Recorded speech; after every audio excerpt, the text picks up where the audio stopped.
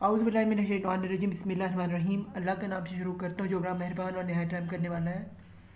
हमारे सब्जेक्ट का नाम स्कूल लीडरशिप है और हम इस वक्त यूनिट नंबर 4 पढ़ने जा रहे हैं और हमारा इस यूनिट का नाम है लीडरशिप स्टाइल्स।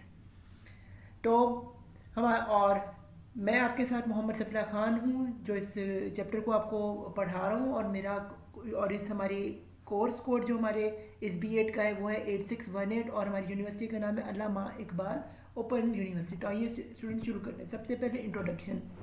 Leadership styles.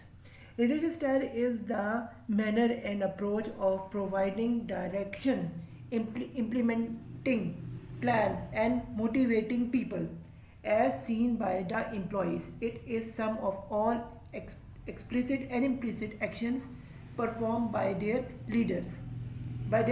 ये न्यूस्टन डेविस ने 1993 में ये डेफिनेशन बताई थी लीडरशिप स्टाइल की। आगे हम चलते हैं। Daniel Goleman 2004 in the book primal leadership में वो कहते हैं describe 6 different styles of leadership. तो वो क्या है? नंबर 1 विजनरी, नंबर 2 क्या है? डेमोक्रेटिक, नंबर 3 क्या है? कमांडिंग, नंबर 4 क्या है? कोचिंग, और नंबर 5 है एफिलिएटिव, और नंबर 6 क्या है? Pace setting. ये हैं 6 जो हैं डिफरेंट स्टाइल्स हैं लीडरशिप के। आगे हम चलते हैं। Here we will discuss following leadership styles. तो सबसे पहले क्या हमारे पास आ रहा है? वो है जी मॉरल लीडरशिप। फिर हमारे पास नंबर 2 है पर्सपेक्टिव लीडरशिप। फिर हमारे पास है ट्रांजिशनल लीडरशिप। फिर हमारे पास नंबर 4 है ट्रांसफॉर्मेशनल लीडरशिप। फिर हमारे पास है क्रिस्मेटिक लीडरशिप, और नंबर 6 में हमारे पास है पेरेंटियलिस्टिक लीडरशिप। तो आगे स्टूडेंट्स हम देखते हैं। ये हमारा जो सामने आपके आ रहा है ये है जी लर्निंग आउटकम्स। इस चैप्टर को पढ़ने के बाद आपके पास लर्निंग आउटकम्स क्या आएंगे? तो वो क्या है जी? Understanding the different leadership styles. फिर हमारे पास आएगा know about their advantages and disadvantages. फिर हमारे पास आएगा difference between different leadership styles. तो आइए जी स्टूडेंट्स आगे चैप्टर को शुरू करते हैं। सबसे पहले हम जानेंगे मॉरल लीडरशिप के बारे में कि मॉरल लीडरशिप होता क्या है। ये है according to Burhan 2016 leadership behaviour which is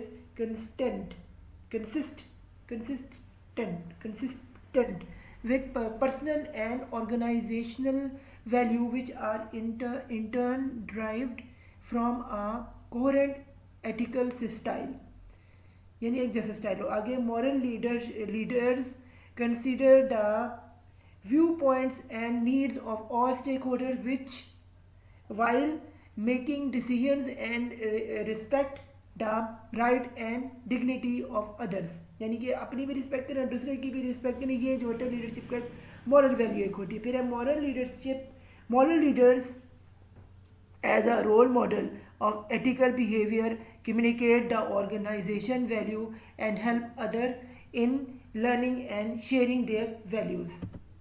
आगे हम चलते हैं डेवलपमेंट ऑफ मॉरल लीडरशिप। ये क्या है? Moral leadership is a part of process of person development and intellectual and spiritual struggle that moves towards personal authenticity, intuitive understanding, and so actions based on a sophisticated model of personal meaning, यानी कि personal meaning के हिसाब से होगा। आगे क्या? Burhan 2016 propose following strategies to improve leadership. उसमें पहला उसने क्या दिया? engagement with the meta narrative that is regarding regarding ethical classics which include text of great religion and literature on ethical to deepen the awareness of understanding of one's mental moral and stimulate reflections. अगला हमारे पास number 6 ये है coaching by the experience leader और skills of facilitator और bye peer is a powerful process to improve the skills. आगे हमारे पास है networking is another powerful strategy that facilitate exemplification, clarification, problem, analyze, solution, generalization, advice and resonance. आगे हमारे पास है सब subordinates feel confident, यानी कि subordinate feel comfortable with moral leaders usually have good focus on work, have high self esteem and produce good result. However, there are shortfall in particular the force on value can exclude people with different values which might otherwise have contribute strongly to the organization. आगे हमारे पास आता है जी participative leadership. ये क्या है? Participative leader seeks to involve other people in the process, possibly include subordinates, peers, superiors and other stakeholders. यानी कि जो पार्टिसिपेटिव लीडरशिप है ये अपने साथ इन्वॉल्व करता है सबॉर्डिनेट्स को, पेयर्स को और स्टेक होल्डर्स को, और उनके साथ मिलजुल के चलता है. आगे according to business dictionary study of leadership in which the leader is involve subordinates in goal setting, problem solving, team building, but final decision making authority with remain with leader. यानी कि अथॉरिटी लीडर के ही पास है, लेकिन वो इन सबको मिलजुल के इनको इन्वॉल्व करते हैं अपने कोई भी डिसीजन लेने के लिए. ये एक चीज़ जो होती है, लेकिन फाइनेंशियल जो होता है वो लीडर का ही होता है. इसमें आगे the leader of the involvement of the subordinate in the process is depend on us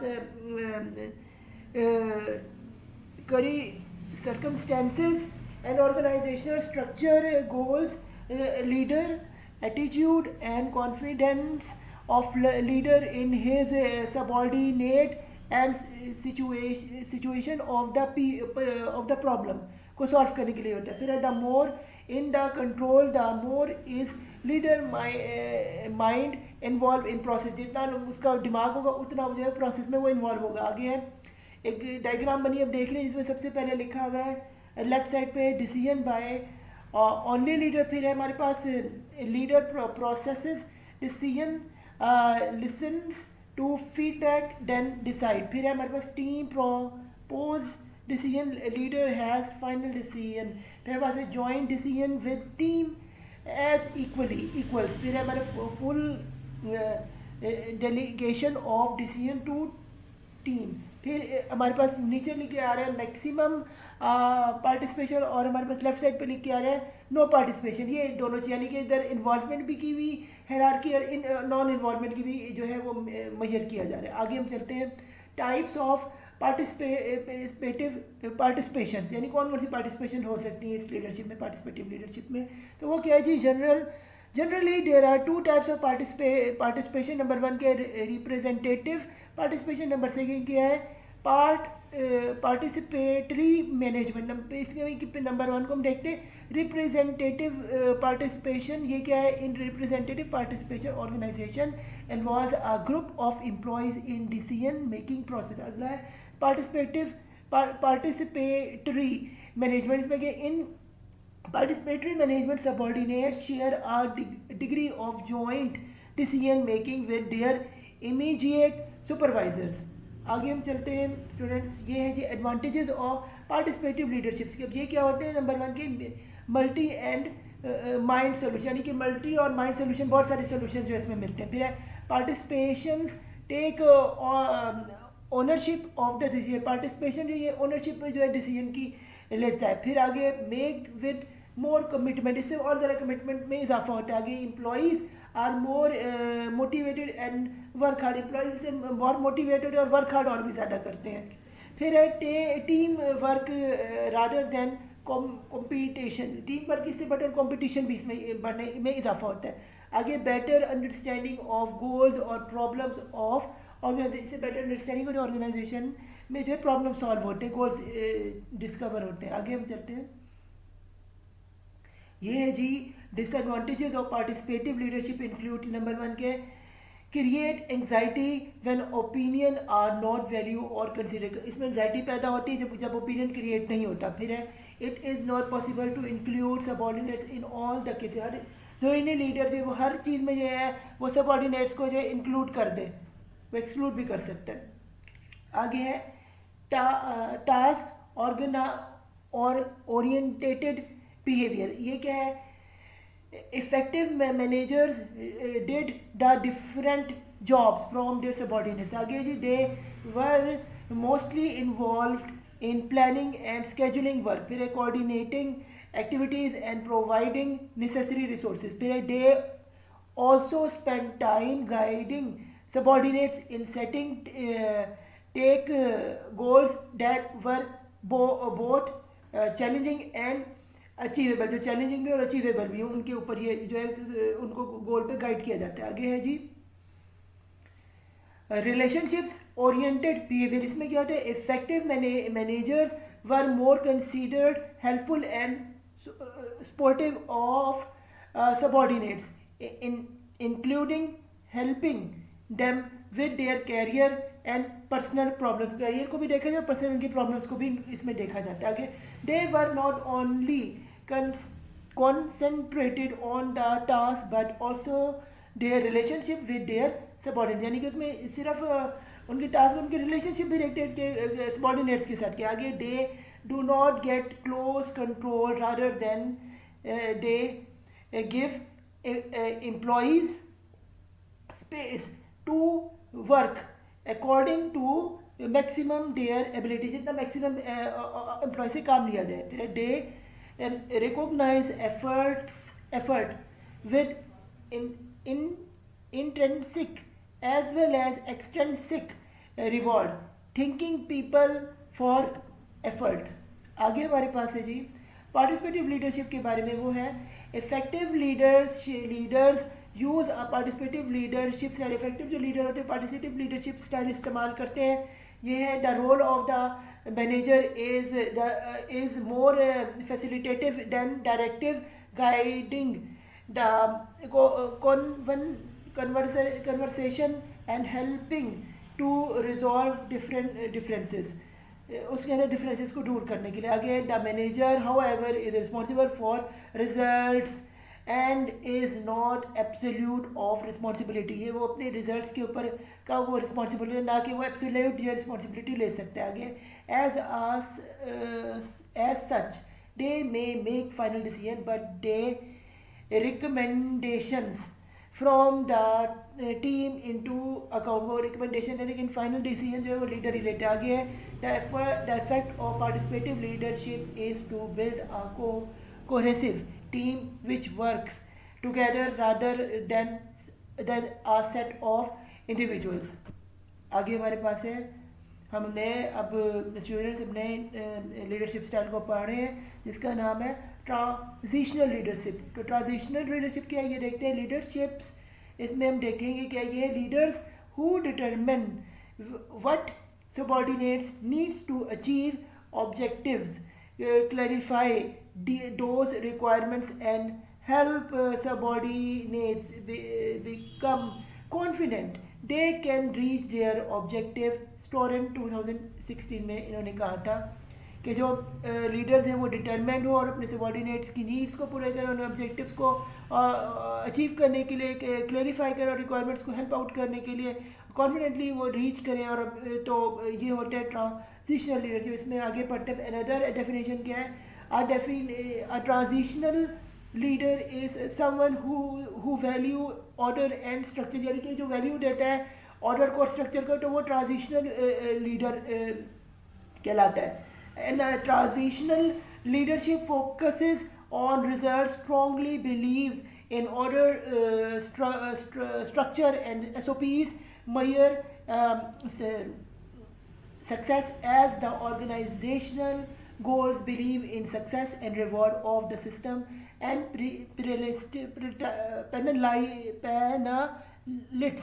and check and balance। आगे check and balance का भी ख्याल रखते हैं। आगे transitional leaders have typical power and position in an organization, खास typical power और position होती है किसी भी organization में।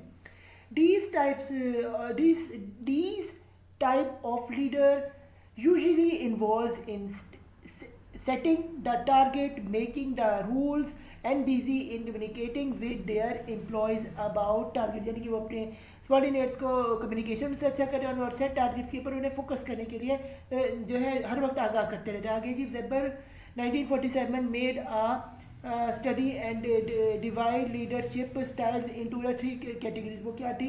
नंबर ट्रांजिशनल, नंबर सेकेंड थी क्रिस्मेटिक और नंबर थ्री थी रैशनल, लीगल और ब्यूरोक्रेटिक जो है थी. तो इसके बारे में पढ़ते हैं. Charismatic characteristics of the transitional leadership क्या है? ये some of the characteristic of the transitional leadership are it is usually a characteristic of front line manager, supervisor and foreman. Very left brained period tend to be inflexible period, opposed to change period, focus on short term goals period, favor structured policies and procedures period, focus on followers rules and doing things correctly. आगे हमारे पास है advantages and disadvantages of transitional leadership. ये क्या है? Advantages reward क्या है? Those who are motivated by self interest to follow instructions. आगे जी है provide an unambiguous structure for large organisations, systems requires repetitive task and infinitely reproducible environment. आगे के अचीव है activities, short term goal quickly, फिर rewards and penalties are clearly defined for workers. आगे के disadvantages क्या है? Creativity is limited since the goal and objectives are already set. जो कि क्रिएटिविटी लिमिटेड के गोल्स पहले ही सेट हुए. फिर does not reward and encourage personal initiative. इसमें ना सबॉर्डिनेट्स के जो अच्छा काम होते हैं उसे उसको रिवॉर्ड नहीं दिया जाता. आगे है ट्रांसफॉर्मेशनल लीडरशिप. स्टूडेंट्स हम अब एक नई लीडरशिप के बारे में देख रहे हैं. इसको हम पढ़ते हैं कि leaders who through their personal view and energy inspire followers and have a major impact on the organization are called a transformational leader. ये स्टूनर ने 2016 में इसकी डेफिनेशन दी है ट्रांसफॉर्मेशनल लीडर की लीडरशिप की. इसके आगे पढ़े according to Conway 2016 the goal of transformational leader is to transform people and organization in literate sense, the change them in mind and heart, in large vision, insight and understand, clarify purpose, make behavior congruent with benefits, principles or value, and bring about change that are permanent.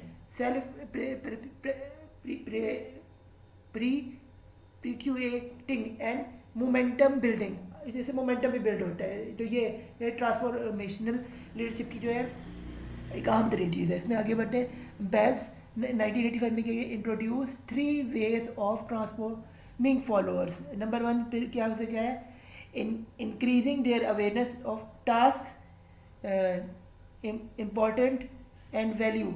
फिर है getting them to focus on team और organizational goals rather than their own interest. फिर हमारे पास activating their higher order needs. फिर है यल्क 1994. इसमें क्या जी draws some tips for transformational leadership. ये क्या है?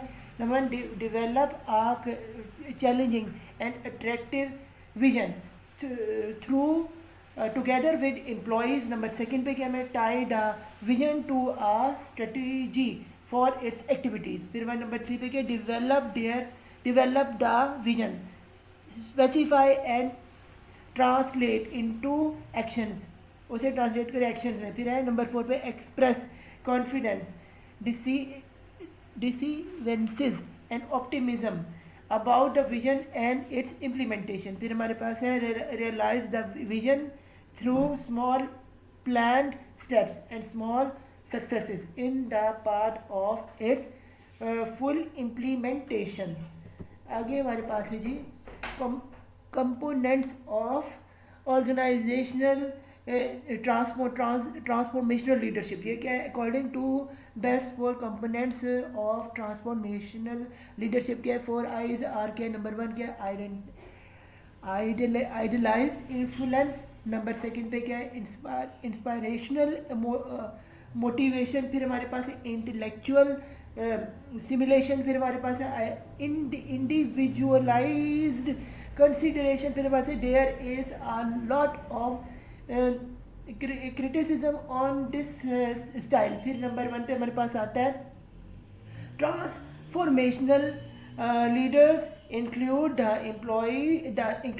the elements of other styles such as charismatic leadership. Number 2 पे हमारे पास आ रहा है autocratism is the strongest criticism on transformational leadership. इसमें क्या है?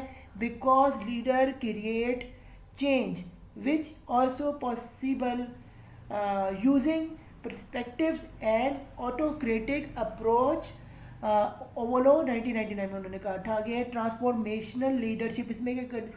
Constrained with change and new vision but who knows that the change will be better और not. फिर है the new vision will be better than older. ये क्या? Northouse 2001 में इन्होंने कहा. आगे जी difference between transformational and transitional leadership. क्या डिफरेंसेस होते हैं दोनों में? पहले देखते हैं स्टूडेंट्स.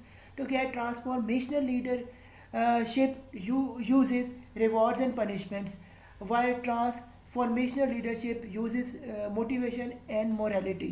तो ये इसका डिफरेंस है पहला. फिर है transitional leadership deals with day to day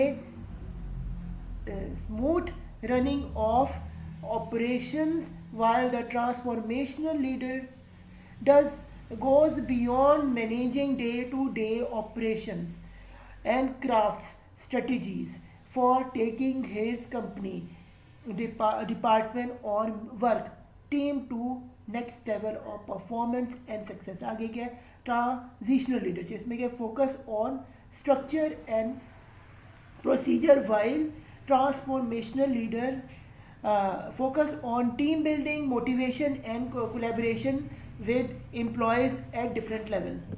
आगे हमारे पास आ रहा है जी न्यू आ रहा है. ये है कि क्रिस्मेटिक लीडरशिप. ये क्या है जी? क्रिस्मेटिक लीडरशिप इसके बारे में है जी. Basic assumption of charismatic leadership is that charisma and grace are all that is needed to create followers. यानी कि ये जो दोनों होती है, ये इसमें ग्रेस भी होती है, क्रिस्मा भी होता है, और तो जो है चार्मिंग भी होता है. तो जो है उस फॉलोअर जो है उसकी तरफ जो है माइल होते हैं.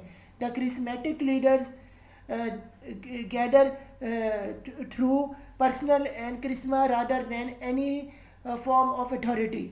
उसके अथॉरिटी यूज़ नहीं करता वो. फिर charismatic leaders use the verbal and non-verbal communication to win the confidence of the verbal भी use करते हैं, non-verbal भी communication करते हैं followers का दिल जीतने के लिए. They move from the person to person and give much attention to their followers. वो attention देते हैं followers को. Charismatic leaders also have a close look on environment and interest of peoples. फिर इंटरेस्ट भी देखते हैं पीपल की क्या होना चाहिए. फिर एग्जांपल इसकी क्या? Examples of charismatic leaders are religious leaders. जैसे रिलीजियस लीडर्स होते हैं वाई हु कम्युनिकेट बिलीव, जो कम्युनिकेट करते हैं बिलीव्स को.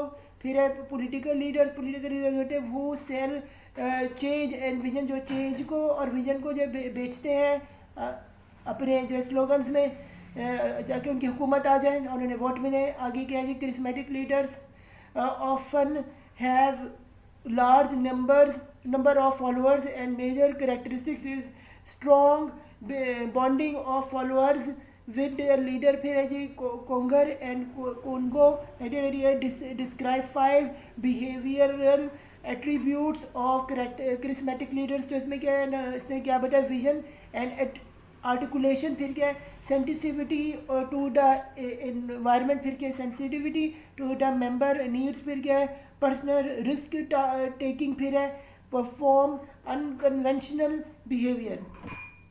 आगे हमारे पास है similarities of charismatic leadership with transformational leadership. आइए स्टूडेंट्स देखते हैं वो क्या है। पहले है द ट्रांसफॉर्मेशनल लीडरशिप में बी क्रिस्मेटिक, यानी ट्रांसफॉर्मेशन क्रिस्मेटिक भी हो सकते हैं। फिर both have strong relationship with their followers, दोनों का जो एक खास गहरा ताल्लुक होता है अपने फॉलोअर्स से। फिर है both leaders want to change the large number of followers, जो बोथ जो होते हैं ये लीडर्स होते हैं, ये चाहते हैं कि चेंज लाना चाहते हैं फॉलोअर्स की मदद से, मतलब बहुत बड़े पैमाने पे। आगे है leaders quality to inspire is to core point and main concern in their स्टाइलियन से मोर स्टाइल जो उनका चेंज होता है। इसमें incentives and boldness are incentive और बोल्डनेस से उनको इंकरेजमेंट मिलती है। आगे जी है हमारे पास वो है जी advantages and disadvantages of charismatic leadership. ये है देयर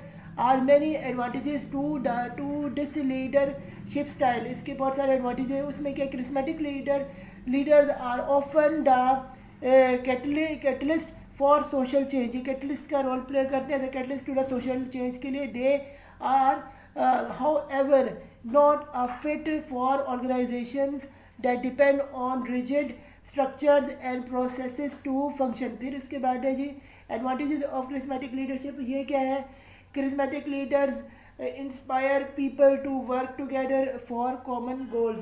फिर क्या है जी organisations are committed to central mission. फिर क्या है हमारे पास charismatic leader companies tend to be cohesive because their works have a clear purpose। फिर है disadvantages of the charismatic leadership, वो क्या है leaders may depend tunnel vision। फिर है organizations can become dependent on charismatic leaders and may suffer if he or she retires, leaves the company or dies suddenly। ये भी हो सकता है और उसका सारा खेल ख़त्म हो जाता है, वो ख़त्म जो कि क्रिस्मेटिक लीडर अपने अंदर ही लीडर होता है, उसके बाद उसके कोई फॉलोअर नहीं होते, यानी कि उसके कोई बच्चे या उसके कोई, इसलिए ये भी हो जाता है। आगे charismatic leaders sometimes become unrespective to their subordinates फिर और constituents। फिर है जी these leaders may not learn from their mistakes, फिर है computing them। charismatic leaders may believe they are able the law committing financial or ethical violations। आगे हमारे पास आता है जो अगला हमारा लीडरशिप स्टाइल है वो है पेरेंटियलिस्टिक लीडरशिप। पेरेंटियलिस्टिक लीडरशिप स्टूडेंट्स पढ़ते हैं क्या है, ये क्या the leadership approach in which the father like, जैसे नाम से जाहिर है पेरेंटल अप्रोच, तो इसलिए यहाँ पे फादर का जिक्र आ रहा है।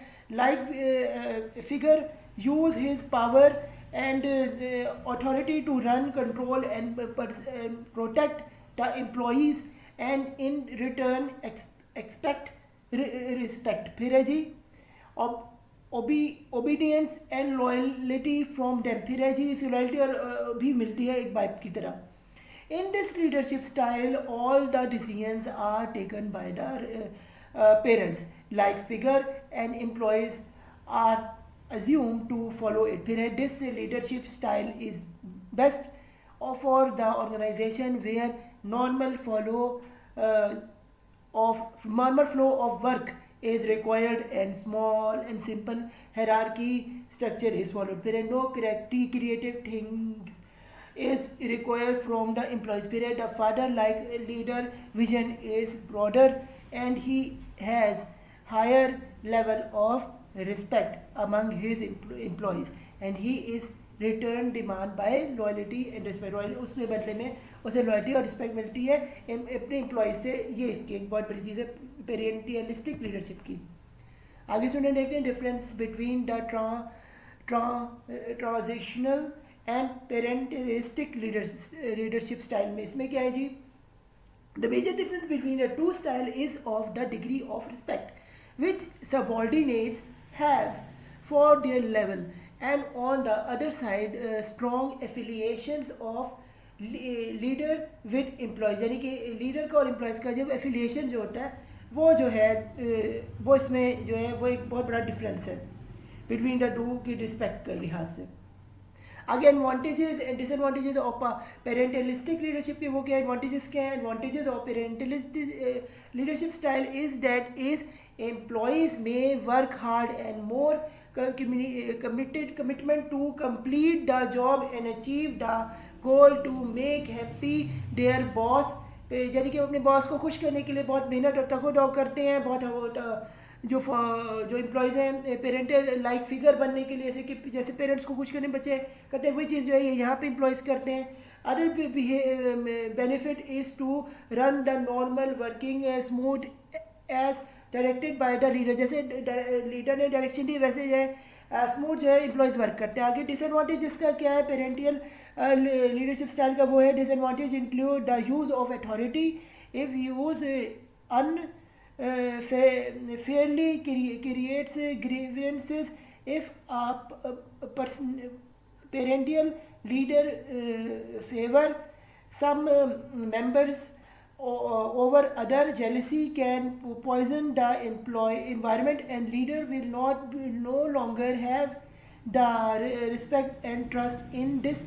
In time of crisis the approach of leader may adversely affect the employees environment and good. यानी कि हमें स्टूडेंट्स इससे समझ ही आता है कि कभी कभी जो होता है ये लीडरशिप है इससे क्या होता है जेलसी. जैसे बच्चों के दरमियान हम देखते हैं घर के बच्चों में जैसे बाप होता है एक बच्चे को ज़्यादा अच्छा काम कर दूसरे बच्चे रहते हैं और बच्चों को घर में जो है जेलसी क्रिएट उससे तंगी शुरू. यही चीज़ जो है पेरेंटल लीडरशिप में ये भी ऑर्गेनाइजेशन की एक जो एम्प्लॉय अच्छा काम है दूसरा नहीं, इससे जेलसी ट्रस्ट जो है.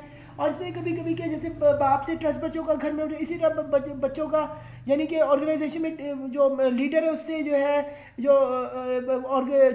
सबऑर्डिनेट्स उनका जो है वो ट्रस्ट उठ जाता है और उससे जो है बहुत ज़्यादा प्रॉब्लम जो होती है गोल्स को अचीव करने में एडवर्सरी क्रिएट हो जाती है. तो ये बिल्कुल वही घर वाला हाल है ऑर्गेनाइजेशन का लीडरशिप में पेरेंटल. आगे के सिचुएशनल लीडरशिप मॉडल. अब हम स्टूडेंट्स नया जो है वो सिचुएशनल लीडरशिप मॉडल पढ़ने जाने स्टूडेंट्स आए इसको देखने इस टॉपिक में क्या आता है. An approach to leadership developed by Hersey and Blanchard as discussed by Stoner describe that how leaders should adjust their leadership style is response to their subordinates evolving desire or achievement, experience, ability and willingness to accept responsibility. इसमें क्या है according to this the leadership style vary with the readiness of employees. इसमें readiness of employees इसके बारे में बात हो रही है.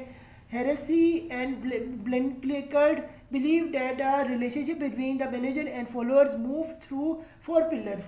यानी कि 4 phases में जो है ये जो है मैनेजर और एम्प्लॉयज़ का जो है ये फॉलोअर्स का जो है ये जो रिलेशनशिप का है. तो नंबर 1 हम देखते हैं कि सबसे पहले क्या है फर्स्ट और इनिशियल स्टेज क्या है. The task behaviour by manager is more appropriate. Employee must be instructed in their job and make them familiarize with structure and procedures. आगे non-descriptive manager would cause confusion among employees. आगे के second stage ये क्या है take behavior remain essential, however leader trust in and support of employees increases as the leader becomes familiar with them and wish to encourage few further efforts on their part. Again, hence leader needs to increase relationship behavior. आगे के third phase के employees have more ability and achieve motivation begins to surface and then begin to seek more responsibility. Leader will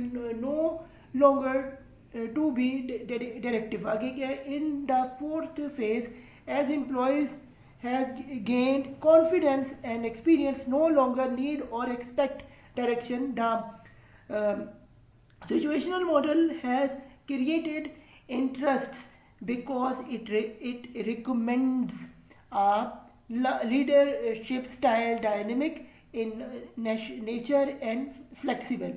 It also recommends that to choose the appropriate leaderships employees ability motivation and experience may be assessed over the time की बात तब्दीली आएगी.